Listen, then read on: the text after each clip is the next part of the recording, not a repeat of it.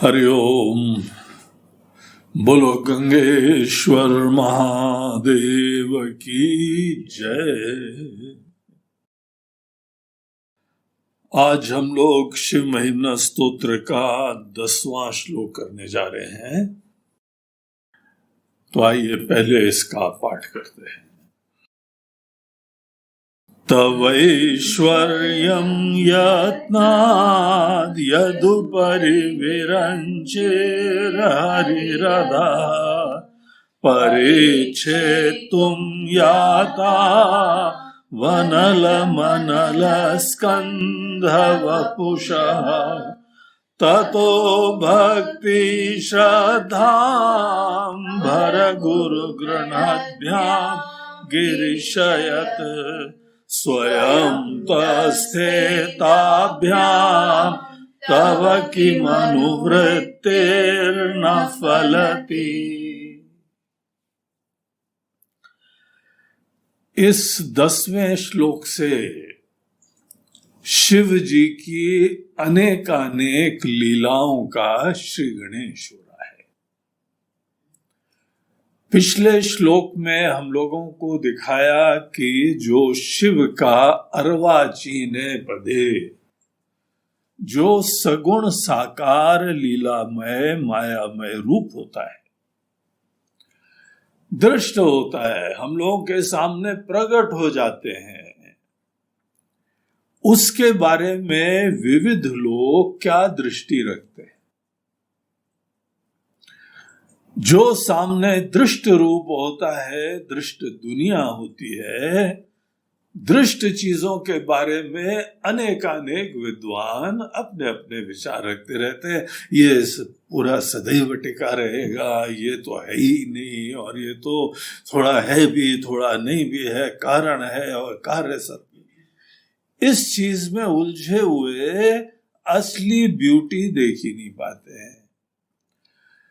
उन्होंने पुष्पदंत जी ने, आचार्य पुष्पदंत जी ने, बहुत बड़े विद्वान हैं, उनकी विद्वत्ता को, उनकी शिव भक्ति को नमन है। अद्भुत सा ऐसा स्तोत्र जो है वो देखने को नहीं मिलता है। तो ऐसे जो है पुष्पदंत जी बोलते हैं कि हम तो इन लोगों की बातों से अप्रभावित होते हुए निर्लज्ज होके, निश्चिंत होके महाराज जी आपका गुणगान गा रहे हैं। अर्थात अनेकानेक सो कॉल्ड विद्वान लोग, उनकी बातों से हमको कुछ फर्क नहीं पड़ता। आपका यह दिव्य रूप देखते हुए हम तो श्रद्धा भक्ति से युक्त होके आपकी स्तुति करना ही एकमात्र बुद्धिमत्ता समझते हैं। ऐसे भक्त लोगों के विपक्ष में भले बहुत सारी दुनिया हो, भिन्न भिन्न मत मतांतर हो, अनेकों विद्वान हो, सबको प्रणाम है आपको। तुलसीदास जी रामायण के पहले सबको प्रणाम करते हैं, देवताओं को भी प्रणाम करते हैं, गुरु को भी प्रणाम करते हैं, और अनेकों दुनिया वालों को, संसारियों को भी प्रणाम करते हैं, दुष्टों को भी प्रणाम करते हैं। अनेकों को प्रणाम क्यों कर रहे हैं? तो बोलते हैं भैया अनेकों को प्रणाम इसलिए करो, आप कृपया दूर ही रहो, आप हमारे ऊपर कृपा बनाए रखो। कैसे बनाए? आप दूर ही रहो। और अनेक लोग उनके प्रति हम नमन करते हैं, आप कृपा बनाए रखिए। कैसे? आप अपना जो है कृपा हस्त हमारे सर पे बनाए रखिए। तो दुनिया से कभी चिंता नहीं करनी चाहिए। हम कैसी दृष्टि से बाकियों को देखते हैं, अनेकों लोगों की बातें सुनो, उनको प्रणाम करो, उनसे असंग हो। असंगता ऐसी चीज है कि कोई हो तो भी नहीं होने के बराबर हो जाता है। शिकवे शिकायतें मत करना, असंग हो जाना। असंगानंद का अनुभव करो। हमारे एक स्वामी जी हैं, उनका नाम ही रखा है हमने असंगानंद। असंग होने का आनंद अनुभव करो। तुम कैसी भी विचित्र बात करो, कैसा भी तुम्हारा स्वभाव हो, टेढ़ा हो, मेढ़ा हो, असुर हो, राक्षस हो, प्रेसिडेंट जी हो, कोई भी हो, आधुनिक असुर है। आज हमने पढ़ा कि ये कोरोना का जो भी वायरस है उनकी लैब में बना है। कहां तक सत्य है ये तो हमारे महादेव जी जाने। ये महादेव जी के शायद दूत हैं, अनेकों को मारने हैं यहाँ पे। ब्रह्मा जी सृष्टि करते हैं, भगवान विष्णु पालन करते हैं, और महादेव जी का डिपार्टमेंट ये है कि उनको यहां से इस शरीर से ले जाना।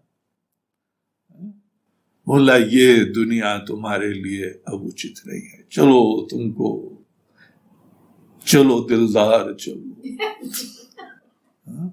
तुमको जो है हम कहीं और दूर ले चलते हैं। अगर इन्होंने लैब में बनाया है तो भाई निश्चित रूप से कोई असुरी है। एनीवे, कोई भी हो, जब कोई बहुत असुर हो तो हमको क्या प्रपंच करना चाहिए? हाय राम, और फिर हाय राम बोल के उन्हीं की स्तुति, उन्हीं की चर्चा, उन्हीं का स्मरण, हाय राम करके चर्चा करने के बजाय असंग हो जाओ।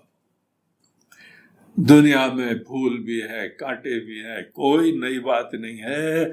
हमारे वहां पुराणों में एक से एक भयंकर राक्षस आए।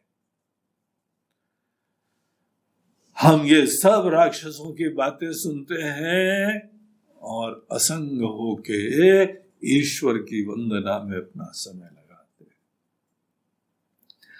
पिछले श्लोक का यही सार था। तो बाकी सब चीजें अनेकों, कोई ध्रुव, कोई अध्रुव, कोई ध्रुव, ध्रुव ध्रुव दोनों हैं, सब बोलते रहे। सबको नमस्कार करा, बोला आप लोग तो भैया जो बोलना है करो, हम तो निर्लज्ज होके भगवान शंकर का भजन करेंगे। तो जो भगवान का यह सामने रूप होता है, कब दिखता है, कब दर्शन होते हैं? दर्शन कब होते हैं, किसको होते हैं, इसका रहस्य इस श्लोक में बताया जा रहा है। तो इस श्लोक के अंदर बोलते हैं कि देखो, एक बार की बात है, एक कथा आती है। सृष्टि का प्रारंभ जो है वह ब्रह्मा जी को भगवान विष्णु ने अपनी नाभि से, उनके मध्य से एक कमल का फूल उन्होंने प्रकट करा और उसमें ब्रह्मा जी विराजमान थे। ब्रह्मा जी जिस समय दुनिया में प्रकट हुए, उन्होंने दाएं बाएं देखा, कुछ नहीं था। वो प्रथम जो है, सबसे पहले जन्म वाले, इसीलिए जब कोई नहीं था तो ब्रह्मा जी ने विचार करा कि चलो सृष्टि हम बनाएंगे, और सृष्टि के बारे में वो प्लानिंग करने लगे। तो उन्होंने जब देखा कोई है ही नहीं, हम ही हैं, तो सर्वे सर्वा हम है, और हम सबके सृष्टा बनेंगे, हम ही सबके बनाने वाले बनेंगे, हम ही श्रेष्ठ हैं, ऐसी अपने बारे में श्रेष्ठता की बुद्धि उनके अंदर उत्पन्न। अब दाएं बाएं देखा, नीचे नहीं देखा। जब नीचे देखा तो कमल का फूल जो है भगवान विष्णु से निकला हुआ था, तो वहां लेटे हुए दिखाई पड़े, और लेटे लेटे इशारा करा, हाँ बेटा कैसे हो? अब ब्रह्मा जी तो भगवान विष्णु के पुत्र हुए ना, उनसे पेट से निकले। तो बोला वो आप, उन्होंने प्रणाम करा। लेकिन जब उन्होंने हाल चाल पूछा, बोलते हैं कि देखिए हम बहुत बढ़िया एक सृष्टि बनाने जा रहे हैं। बोलते हैं अच्छा है, बढ़िया बनाओ, तुमको हमने उत्पन्न करा है इसीलिए बढ़िया बढ़िया काम करो। पिता तो चाहते ही है कि पुत्र बढ़िया बढ़िया सृजन करे और ऊंचाइयों को प्राप्त करे। जो हमने नहीं करा है वो भी तुम करना। तो उनके मन के अंदर ऐसी भावना आ गई कि हम तो जो है वह आपसे भी दो हाथ आगे, हम सदा श्रेष्ठ, क्योंकि बनाने वाले तो हम ही हैं। अब ऐसी बातों बातों में उन्होंने संकेत करा तो भगवान विष्णु बोलते हैं बेटा ध्यान रखो, तुम हमसे उत्पन्न हो, हम तुम्हारे बापू जी हैं। उन्होंने संस्कृत में बोला था, हम अपनी लोकल भाषा में, हम तुम्हारे पिता हैं, जनक हैं। वो बोला जनक हो गए आप, लेकिन हम जो है वो असली काम तो हम ही करेंगे, तो हम ज्यादा श्रेष्ठ, आप तो लेटे रहो, विश्राम करो। अब कई बार जो है वो संतान शिक्षित होती है, प्रेरित होती है, शरीर उसका अच्छा खिला पिला के बढ़िया बड़ा कर दिया गया, अच्छी एजुकेशन माता पिता ने दे दी, अच्छे उनके सपने होने लगे, उनको अच्छी स्वतंत्रता दे दी, उनको अच्छी क्रिएटिविटी उत्पन्न करवा दी। ये सब चीजें ऐसी नहीं आती हैं। ये चीजें अगर किसी के अंदर देखते हो तो ये उनके माता पिता के संस्कारों का सूचक है, उनके लालन पोषण के तरीके का सूचक है। लेकिन कई बार गांव में, शहरों में, देशों में ये देखा जाता है कि पुत्र जो है वो कहीं गांव में पढ़ा वढ़ा, पिताजी से खेती करते थे,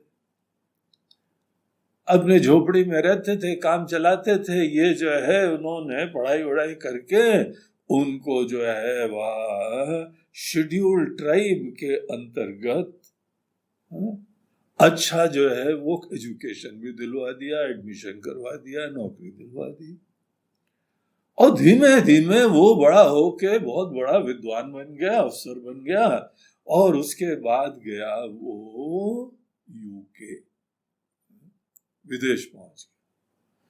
विदेश पहुंच के उसने तो जो है वहां पे अगर 1 पाउंड कमाए तो यहाँ के 100 रुपए हो गए, और उसने अच्छी तरह से कमाई करी। और उसके बाद यहाँ पिताजी कितना कमाते थे, पूरे महीने में जो है वह दिल्ली के 50 रुपए 100 रुपए कमाते, 1,500 2,000 में 2,500-3,000 में पूरा परिवार चला लेते थे। और इसके पास इतना पैसा हो गया, फिर वापस आया, बोलते आप लोग तो कुछ नहीं, हम श्रेष्ठ। बोला बेटा तुम श्रेष्ठ हो, तुम आकाश की ऊंचाइयां प्राप्त करो। बोलते हाँ आप लोग तो कुछ नहीं, आप लोग क्या झोपड़ी में रहते हो, सूखी रोटी खाते हो, घर भी पक्का नहीं है।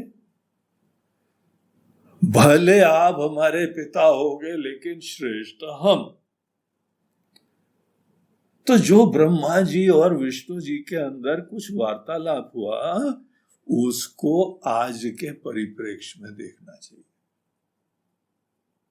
संतान भी देखे, माता पिता भी देखे। कई बार जो है माता पिता, वो तो पुराने जमाने के लोग हैं, उससे पुराने जमाने के हैं, तुम आधुनिक हो। हर व्यक्ति जिस समय में जीता है वो आधुनिक होता है, और आज से पुराना सब पुराना होता है। तो वो पुराने समय के तो अनादर हो जाता है, उपेक्षा हो जाती है। और एक बार मन के अंदर किसी के अपनी हवा की बुद्धि आ गई, हम तो बड़े पढ़े लिखे हैं, हम तो बड़े समझदार हैं, हम तो बड़े दक्ष हैं, हम तो बड़े महान हैं, और जिन्होंने आपका लालन पोषण करा वो ठीक। अब देखना हम कैसे ऐसी ऊंचाइयों में जाएंगे जहां पे वो लोग गए नहीं। ऐसा कुछ एक केस हो गया। तो टॉपिक चेंज हो गया, क्या बनाने वाले वो थोड़ा साइडलाइन हो गया, बोला हम ज्यादा महान, एक हवा, एक अभिमान। तो जब उन्होंने बोला तो भगवान विष्णु बोलते हैं कि नहीं बेटा, तो हमारी संतान हो, हमने तुमको अपने नाभि से उत्पन्न करा है, इसीलिए तुम कैसे महान हो सकते हो? महान तो सदैव पिता होने चाहिए, कारण महान होना चाहिए, कार्य थोड़ी। तो वो समझाने लगे कि भाई श्रेष्ठ तो कारण है, हम है, लेकिन इनके अंदर वो बात समझ में नहीं आई। धीमे धीमे जो है वो वाद विवाद होने लगा, तर्क वितर्क होने लगे, अपनी प्रमाणता की सिद्धि करने लगे। तो ऐसे समय शिव जी ने इन दोनों को देखा,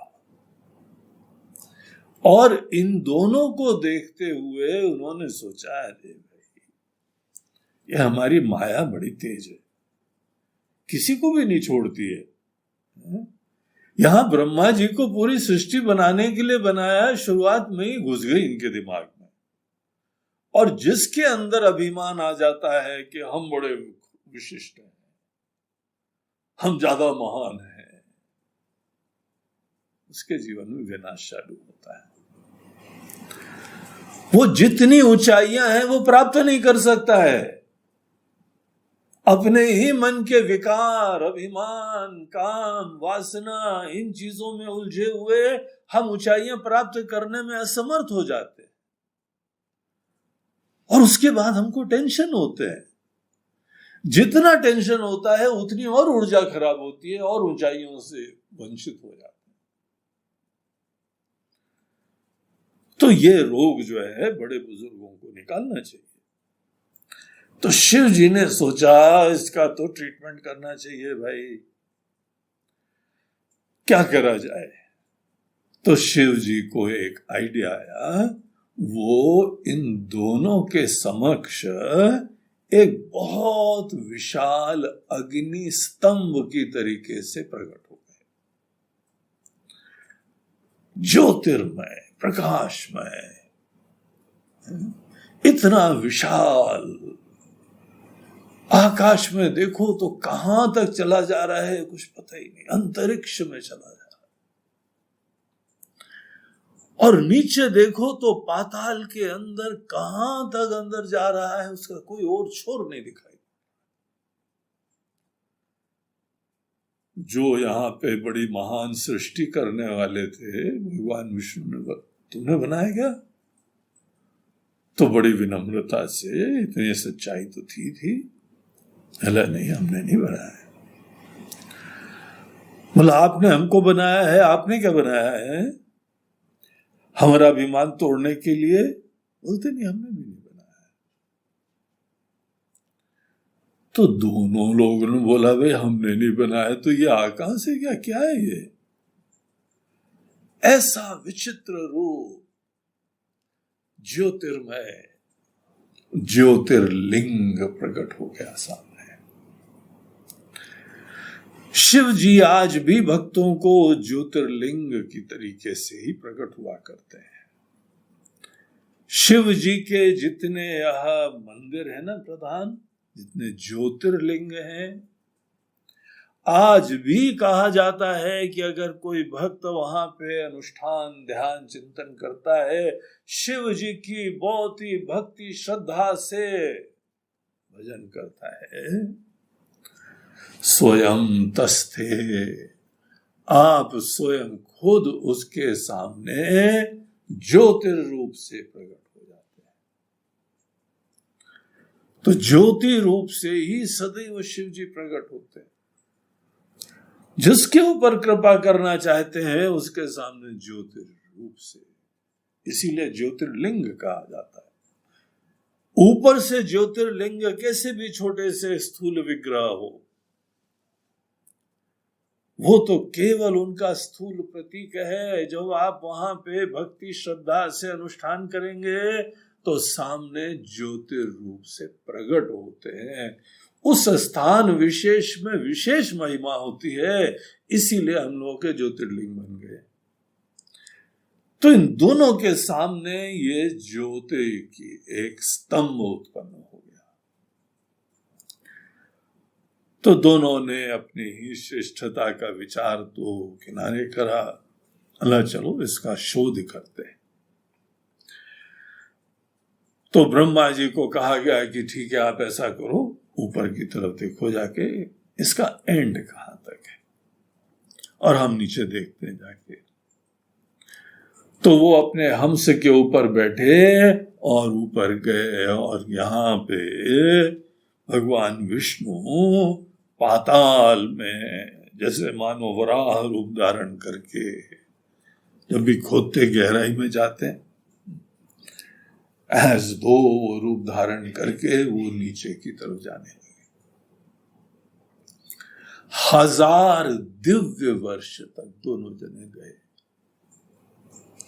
एक हम लोगों का साल होता है, देवताओं का साल होता है, ब्रह्मा जी का वर्ष होता है। तो 1000 ब्रह्मा जी के वर्षों तक वो दोनों खोजते गए।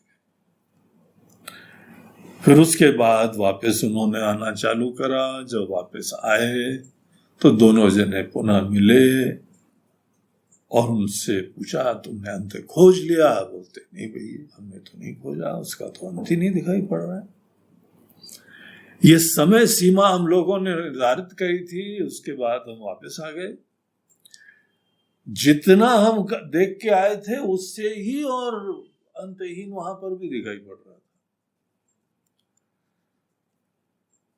वही भगवान विष्णु के साथ हुआ।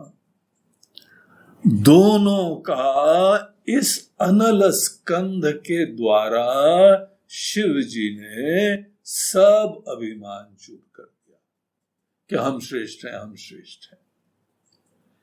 जो भी अभिव्यक्ति होती है किसी के अंदर, अपने ऊपर ही कर्तापने का, श्रेष्ठता का अभिमान कभी नहीं रखना चाहिए। यही नहीं है कि आप सत्य को समझेंगे नहीं, आप अपने जीवन में अपने कर्तव्य, अपने सृजन के कार्य, ये सब करने में भी आप असमर्थ हो जाएंगे। तो इस तरीके से दोनों का अभिमान शिव जी ने चूर कर दिया। निरभिमानता की अंत स्थिति कैसी होती है? उत्साह रहता है, उमंग रहता है, निमित्त बनते हैं, हम ही करता है, ये धारणा खत्म हो जाती है। आपका घर है, आपका बिजनेस है, आपका उद्योग है, आपकी फैक्ट्री है, आपका खेत है, खलिहान है, आप एक राजनीति में हैं, कोई भी काम, प्रोफेशनल काम हो, डॉक्टर हो, इंजीनियर हो, वकील हो, सीए हो, कोई भी आपका सेवा का क्षेत्र हो, ये शिव जी यहां सिखा रहे हैं। साक्षात भगवान विष्णु और ब्रह्मा जी को निमित्त बना के समस्त जीव को उपदेश दे रहे हैं। देखिए, ये देवता लोग मोहित नहीं होते हैं, ये कई बार खुद ऐसी लीलाएं करते हैं हम लोगों को शिक्षा देने के लिए। तो इस तरीके से इन दोनों ने विचार करा कि भाई ये तो समझ में नहीं आया कौन है तो कोई दिव्य शक्ति, हम दोनों से भी महान, हम दोनों उसी का कार्य हैं। ये अंतहीन है, अनंत है, चिन्मयी है, प्रकाशमयी है, ज्योतिर्मयी है, और सत्ता इसकी है। तो ये एक दिव्य चिन्मयी सत्ता, अद्भुत सी सत्ता, अदृष्ट पूर्व ये सत्ता, ऐसा एक दिव्य तत्व यहां पे प्रकट है। तो निश्चित रूप से ये एक कोई दिव्य चीज है। ये जब मन के अंदर उनके निश्चय हुआ तो दोनों ने सोचा कि देखो, ऐसे अपने सीमित संसाधनों से इसका अंत खोजना, ये कोई बुद्धिमत्ता का तरीका नहीं दिखाई पड़ता। हम लोगों के जो है वह कितने हजार दिव्य वर्ष खत्म हो गए, 1000 दिव्य वर्ष जाने में, 1000 दिव्य वर्ष आने में, 2000 दिव्य वर्ष तो इसकी शोध में चले गए। और अभी भी क्या हाल है?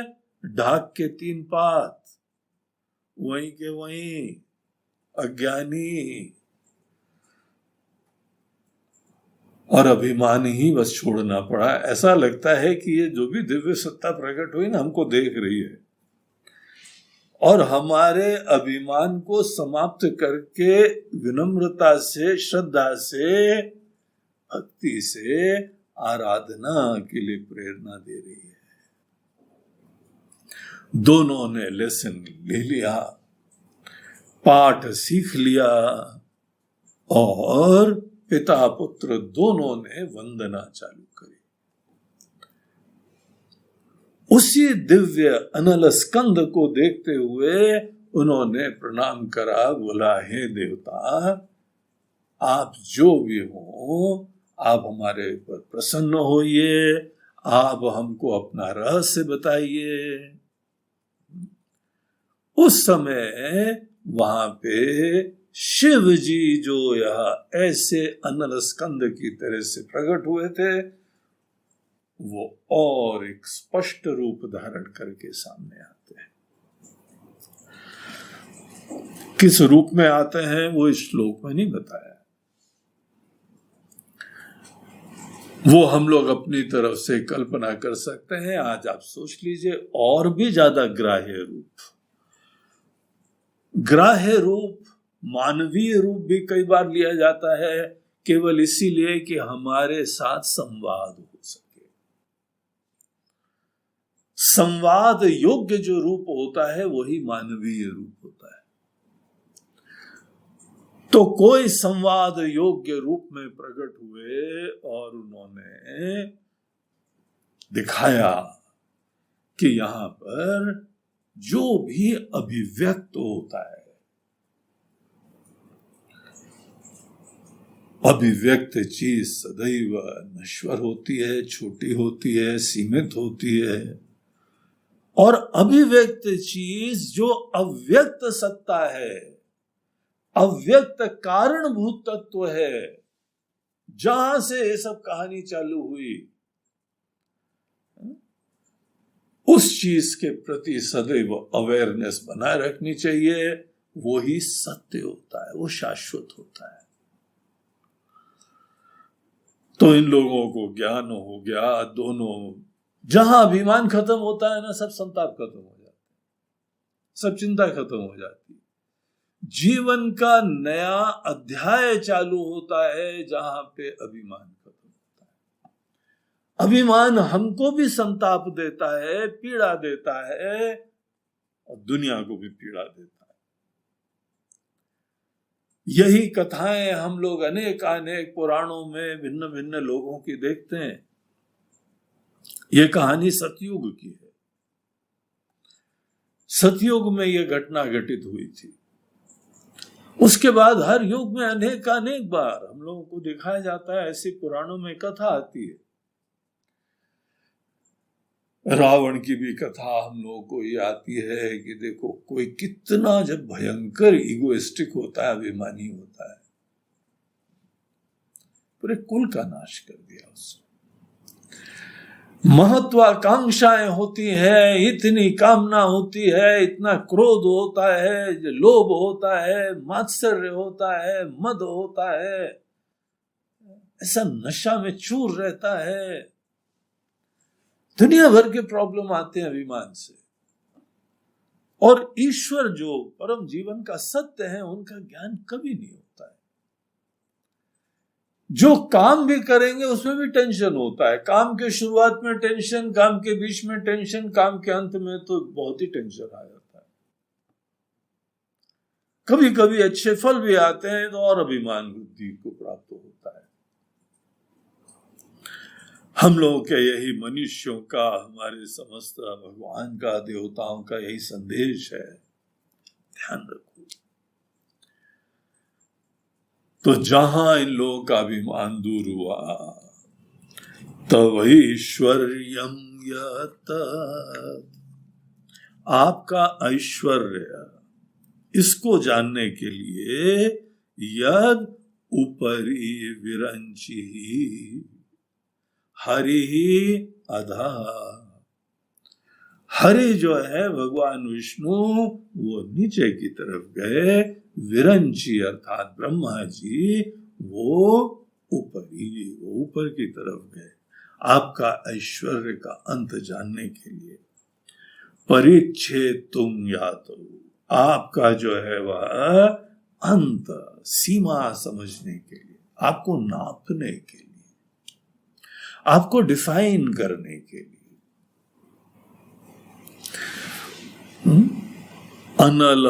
अनल स्कंद वपुषः, अनल स्कंद अग्नि का स्तंभ, जिसका शरीर वपुषः, जिसका शरीर ही एक अग्नि का स्तंभ था, उसको नापने के लिए वो लोग प्रवृत्त हुए। लेकिन ये अनलम, ये पर्याप्त नहीं रहा।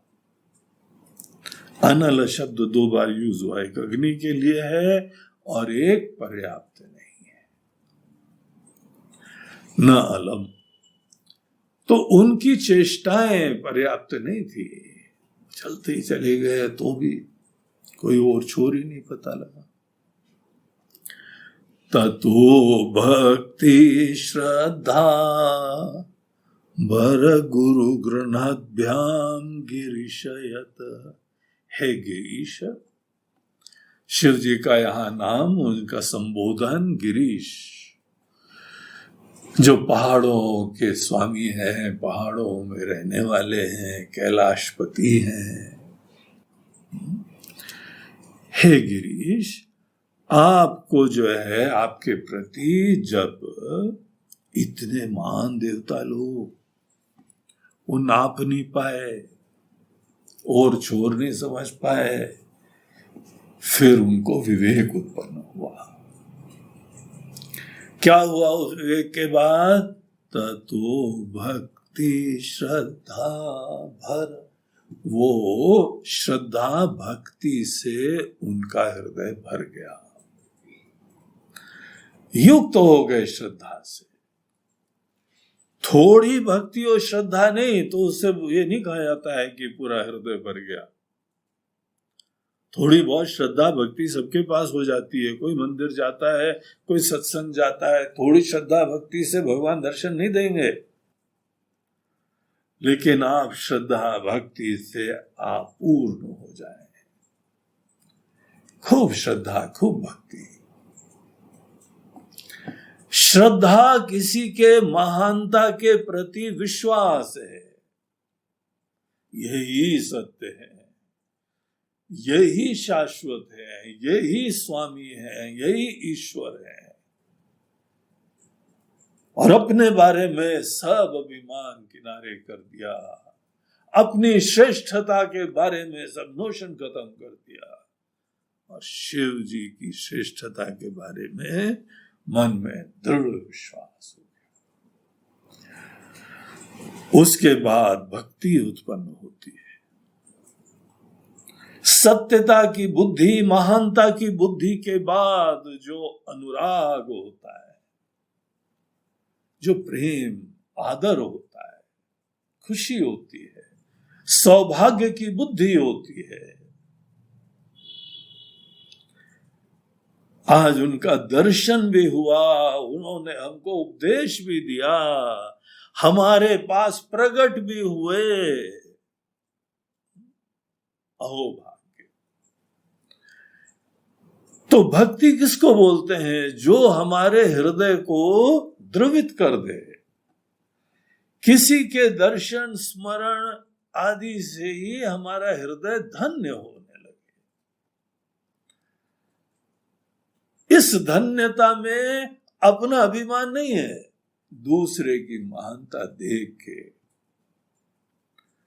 ईश्वर की महानता, गुरु की महानता, उनकी महानता देख के जब हृदय में ऐसी प्रसन्नता, धन्यता, सौभाग्य और द्रवी भाव उत्पन्न होता है। द्रवी भाव हमारे हृदय की ग्रंथि को भेदन करता है। एक मन में गठान होती है, भक्ति उस गठान को पिघला देती है। इसीलिए आचार्य लोगों ने भक्ति का लक्षण द्रवी भाव दिया है। हृदय द्रवित हो जाता है। जैसे मक्खन को फ्रिज में रखो तो कड़क हो जाता है, बाहर थोड़ा सा गर्मी में निकालो तो पिघल जाता है। उसी तरीके से यहां हम लोगों का हृदय अज्ञान के वजह से कठोर हो जाता है और सौभाग्य और भक्ति के वजह से द्रवित हो जाता है। ईश्वर के प्रति भक्ति भावना हो, उनकी महानता का विश्वास हो, और जब ये हमारे मन के अंदर भर जाता है, कोई भी हमारे अंदर भावनाएं होती हैं, वो भावना जब हमारे हृदय को भर लेती है तो उसका अपना अपना कार्य होता है, प्रभाव देखने को आता है। किसी के अंदर धीमे धीमे अपनी चिंताएं होने लगी, मेरा क्या होगा, मेरा क्या होगा, टेंशन होने लगा, तनाव होने लगा, डर लगने लगा। ये बढ़ने दो। अगर ये चीज बढ़ती जाती है, बढ़ती जाती तो क्या होता है? शरीर में रोग, मन के अंदर चिंता, हाथ कांपने लगेगा, शरीर कांपने लगता है, पसीने छूटने लगते हैं, हृदय की धड़कन बदलने लगती है। हमारी इमोशन से शरीर प्रभावित होता है। देखो, जैसे किसी के मन के अंदर डर और चिंता उसके शरीर को प्रभावित कर देती है, वैसे ही श्रद्धा भक्ति उसके शरीर तक को प्रभावित कर देती है। और ऐसी दुनिया खुलती है, ऐसा वहां पे नया अध्याय चालू होता है। अनेकों लोगों ने शोक का, संताप का पराकाष्ठा तो अनुभव करी हुई है,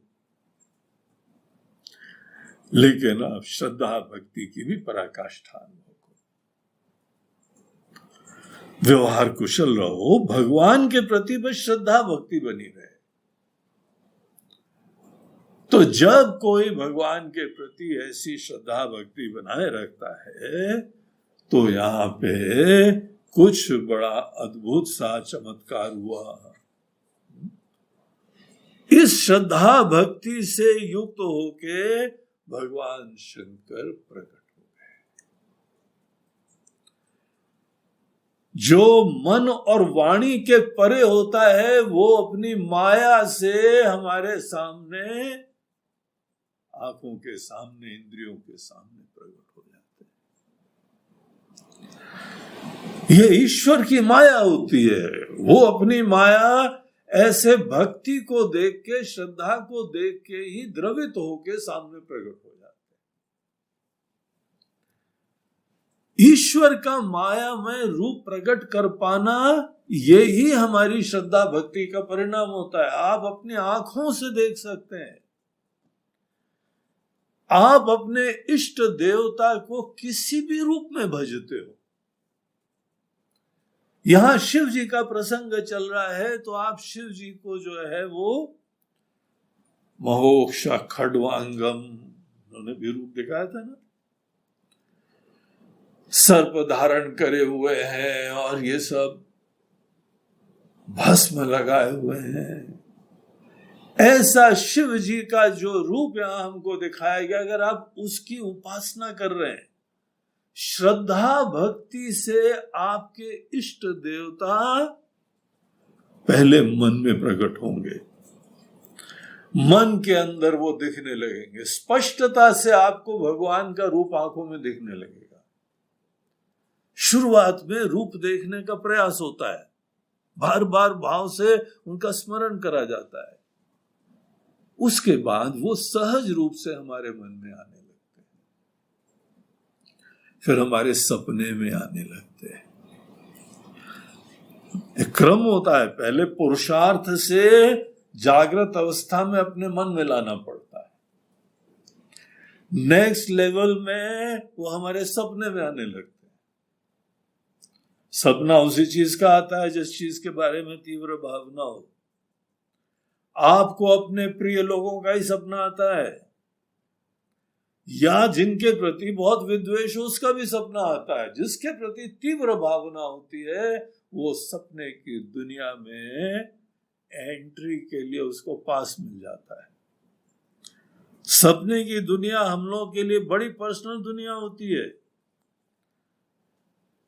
उसी का सपना आता है जो हमको बहुत प्रिय है या बहुत ही अन्य नेगेटिव इमोशंस भी अट्रैक्ट कर रहा है।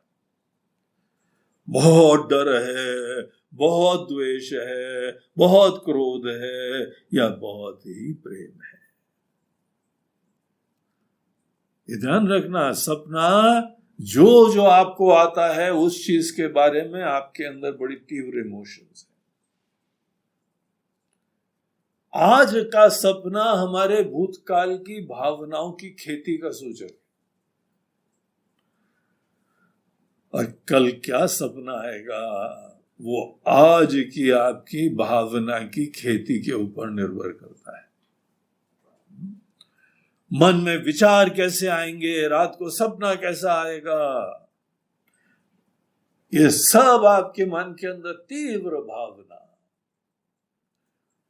और उसका अंतिम परिणाम ये होता है कि जिसके सपने आने लगते हैं वो यहां पे जागृत अवस्था में बाहर, आंखों के बाहर भी प्रकट हो जाता है। इसीलिए हम लोग अनेकों संतों की कहानियां सुनते हैं ना, ईश्वर बाहर भी प्रकट हो गए। ये मन के अंदर भावना का शक्ति का सूचक है। आज हमको हमारी ये दुनिया दिखाई पड़ रही है, इस चीज के बारे में भी हमारे मन के अंदर पुराना संस्कार था, पूर्व जन्म का। आज आप इस प्रकार की भावना रखेंगे तो आपको जगदीश्वर जिस रूप में आप चाहेंगे प्रकट हो जाएंगे। आप राम जी के भक्त हैं तो राम जी की तरह आ जाएंगे, कृष्ण जी के भक्त हैं तो कृष्ण जी सामने आ जाएंगे। हाँ, ये ध्यान रखो, रूप का प्राकट्य आपकी तीव्र भक्ति श्रद्धा का सूचक है और ईश्वर की प्रसन्नता का भी सूचक है। लेकिन उनका ये मायामय रूप है, आपने जो चाहा है उस तरीके से प्रकट हुए हैं। जितनी आपकी बुद्धि है, जैसे आपका संस्कार है, जो आप चाहोगे वो होगा। श्रद्धा भक्ति उसी को चरितार्थ कर देती है, सार्थक कर देती है। कुछ भक्त लोग खुद जैसा चाहते हैं वैसे भगवान प्रकट हो जाते हैं। कुछ लोग चाहते हैं भगवान हम कैसे चाहते हैं उसकी छोड़ो, आप क्या है वो हमको आप दिखाइए। हम पूरी श्रद्धा भक्ति से निवेदन करते हैं आपसे, आप अपनी तरफ से अपने रूप का ज्ञान दीजिए। अपनी आग्रह से युक्त होना, अपने ही मन में किसी ज्ञान के धारणा से युक्त होके आप चाहे किसी का भी दर्शन कर सकते हैं। किसी प्रेमी को अपना प्रियतम हर जगह दिखाई पड़ने लगता है, तो प्रेम का सूचक है ना, उसके भावना का सूचक है। उसी तरीके से शिव जी का यहां रूप आप दर्शन कर सकते हैं। तो ये एक बार दर्शन उनका, ततो भक्ति श्रद्धा भर गुरु गृणाभ्याम, इससे जो है वो ग्रहण हो गए, इससे उनका विशाल रूप दृष्ट हो गया, सामने आ गए। और एक चीज यहां देखिए, ये पूरे शिव महिमा में एक चीज ध्यान रखना, चौथी लाइन में सदैव शिक्षा दिखाते पाएंगे। इसीलिए बाकी 3 लाइनों में अनेकों कथा बता के जो लेसन है, मॉरल ऑफ द स्टोरी क्या है? स्वयं तस्थेताभ्याम तव किमुन वृत्तिर्न फलति। हमारी श्रद्धा भक्ति कीमत नहीं है, निवेदन है। हमारी श्रद्धा भक्ति के द्वारा वो प्रकट होते हैं, ऐसा मत समझना। आप दुकान जाते हो ना, सामने माल भेजते हो, सामान लेते हो, चलो भाई पीवीआर में पिक्चर देखेंगे, टिकट खरीदा, उनको दिखाना है, चालू करो, हम आ गए, हॉल फुल हो गया। अब पिक्चर दिखाई जाए, पिक्चर को प्रकट करा जाए, कैसा होता है? भगवत दर्शन में भी ऐसा होता है। उस चीज का निषेध करते हुए कहते हैं स्वयं तस्थे। आप निवेदन कर सकते हैं, स्तुति कर सकते हैं, श्रद्धा रख सकते हैं, प्यार रख सकते हैं, लेकिन उसके उपरांत प्रकट होना है, नहीं होना है, कब होना है, ये कुछ भी भक्त के हाथ में नहीं होता। हमारे हाथ में केवल प्रार्थना है, निवेदन है। स्वामी तो वो है ना।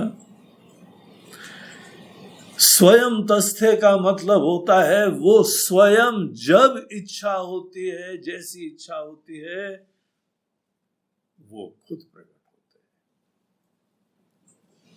इसीलिए कभी किसी भक्त को ये नहीं सोचना चाहिए इतना अनुष्ठान कर लिया है, इतने माला फेर लिए हैं, इतने सोमवार के हमने जो है व्रत कर लिए हैं, और इतनी ज्योतिर्लिंग तो हमने पूरे दर्शन कर लिए हैं। आप कुछ भी कर लो, ये कोई चीज निश्चित नहीं होती है कि इतने के द्वारा शिव जी अवश्य। ये कोई स्वर्ग का पद थोड़ी है कि 100 तुमने अश्वमेध यज्ञ करे उसके बाद पद मिल जाएगा। ये कोई कहीं पे चीफ मिनिस्टर और प्राइम मिनिस्टर बनने के लिए थोड़ी है कि हाँ हमारी जो है ना 50% मेजॉरिटी हो गई। अब आजकल रगड़ा झगड़ा राजस्थान में चल रहा है, वहां पे इतना होगा तो ये फल मिल जाएगा। हमने तो 11 माला जप लिए, अब शिव जी आते ही होंगे। अरे अनेकों लोगों ने तो 1100 कर लिए, अभी तक नहीं आए, और अनेकों ने तो 1 माला करा था, आ गए थे। और कुछ तो है उन्होंने माला ही नहीं करा तो भी आ गए। तो महाराज जी माला बेकार है क्या? बोलते तुम ही समझो, माला तो तुम्हारी भक्ति को, श्रद्धा को अभिव्यक्त करने का तरीका है, और बहुत सुंदर तरीका है।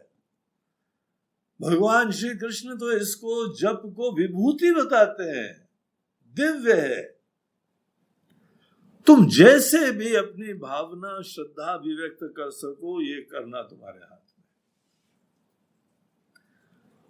लेकिन कभी भी इसको एक करेंसी मत समझना। दुनिया में रहते रहते बहुत बिगड़ गई बुद्धि हम लोगों की, हर चीज में कीमत लगा देते हैं। भगवान आपका दर्शन की क्या कीमत है बताइए, अभी चेक काटता हूं। बोलते हैं बिगड़ी औलादे, हर चीज की कीमत लगाने वाले, शिव जी के दर्शन की कीमत लगा रहे हो। स्वयं तस्थेताभ्याम, खुद जब इच्छा हो, 2000 दिव्य वर्ष तक ये दोनों रगड़ते रहे। उसके बाद जब श्रद्धा भक्ति से युक्त हुए तब सामने प्रकट हो गए। और फाइनली लेसन क्या मिलता है? हे गिरीश, किम अनुवृत्ति तव न फलती। आपके ही पद चिन्हों पे अनुराग से आपके फॉलोअर बनना, आपके प्रेमी बनना, आपकी सेवा करना, इससे क्या चीज फलित नहीं होती है। अर्थात ये ही हमको शिक्षा मिलती है।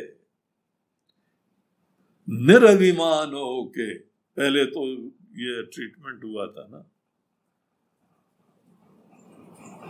अभिमान दूर करने का ट्रीटमेंट पहले हुआ, अभिमान का इन्फेक्शन खत्म हुआ, उसके बाद श्रद्धा भक्ति से, विनम्रता से उनकी वंदना चालू हुई।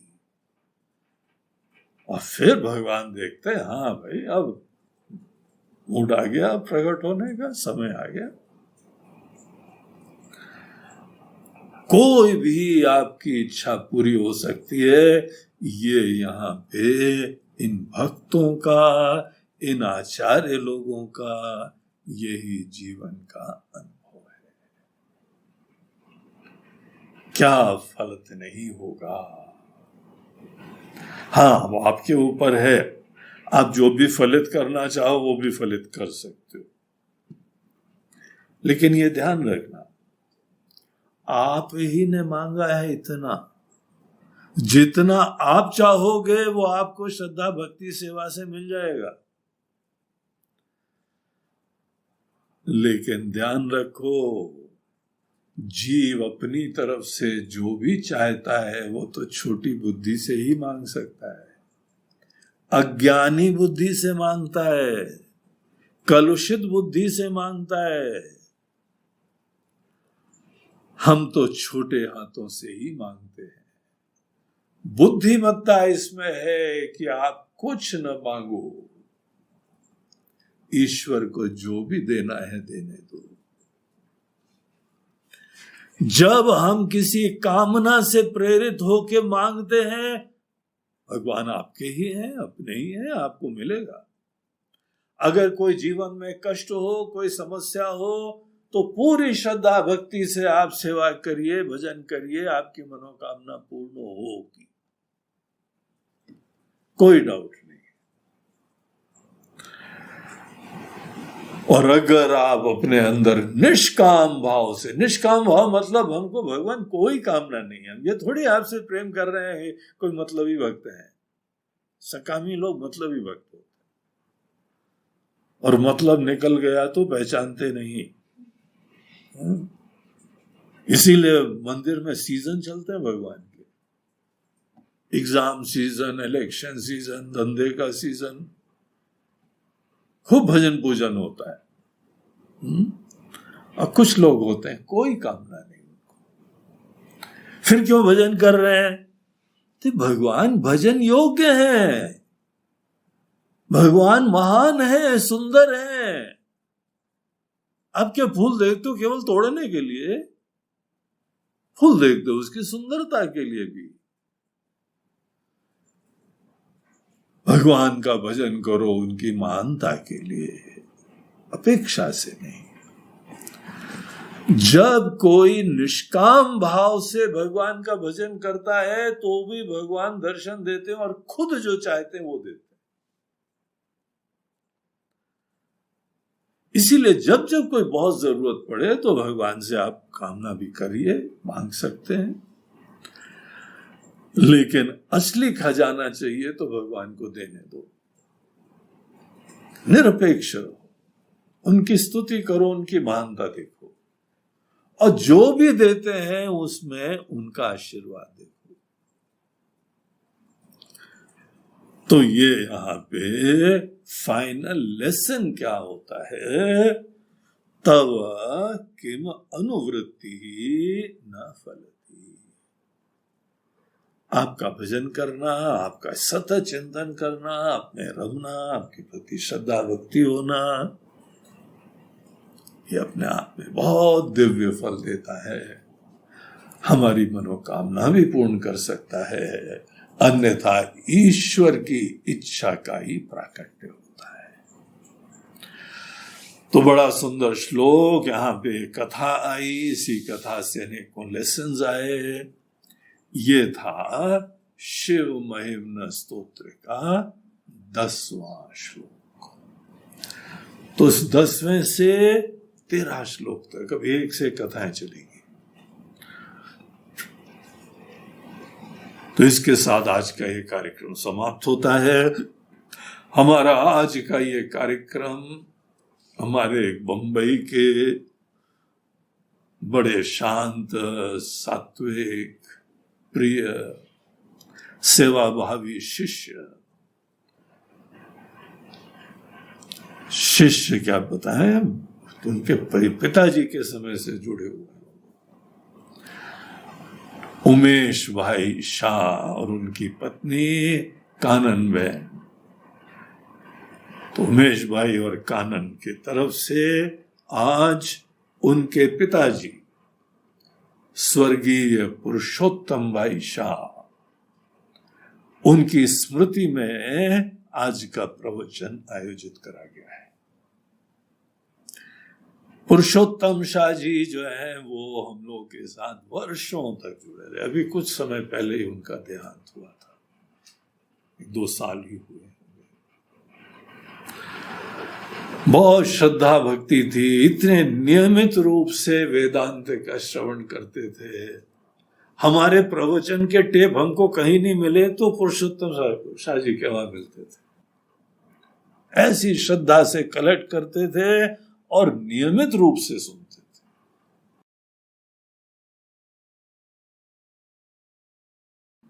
और उसी के पद चिन्ह पे इनके सुपुत्र उमेश भाई भी वो चलते हैं और नियमित रूप से उमेश भाई भी श्रवण करते रहते हैं। शांत हैं, थोड़े एकांत प्रिय हैं, बहुत भीड़ भाड़ में नहीं दिखाई पड़ते हैं। कई वे प्रवचन में आते हैं तो फिर वो किनारे शांति से बैठे रहते हैं, लेकिन बहुत ही बढ़िया प्यारे सज्जन है। उनको बहुत बहुत आशीर्वाद। उन्होंने अपने स्वर्गीय पिता की स्मृति में आज का कार्यक्रम प्रायोजित करा है। हरि ओम। नमः पार्वती पतये हर हर